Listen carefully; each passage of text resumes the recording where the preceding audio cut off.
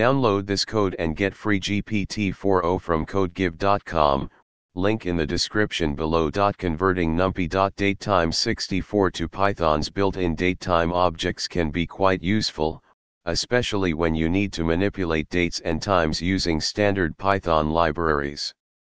Here's a step-by-step tutorial on how to perform this conversion. Step 1, import necessary libraries. First, you will need to import numpy and the datetime module from the Python standard library. Step 2, create a numpy.datetime64 object. You can create a numpy.datetime64 object using the np.datetime64 function. You can specify the date and time in various formats. Step 3, convert numpy.datetime64 to datetime. To convert a numpy.datetime64 object to a datetime object, you can use the datasets method to convert it to a string and then parse that string into a datetime object. Here's how you can do it. Explanation of the conversion. 1 step. This converts the numpy.datetime64 object to a Python datetime object directly.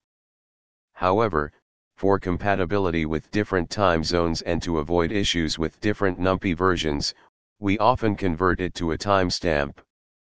2 dividing by 1e9, this is necessary because numpy.datetime64 records the time in nanoseconds since the epoch 1970-01-01T00:00:00. To convert it to seconds, divide by 1e9. 3 from timestamp, this method creates a datetime object from a timestamp assuming the timestamp is in UTC.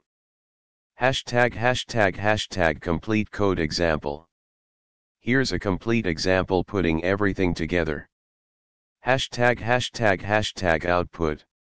When you run the above code, you should see output similar to this. Conclusion. You now have a simple and effective way to convert numpy.datetime64 objects to Python datetime objects. This is particularly useful when you need to work with dates and times in a more standard way using Python's datetime library.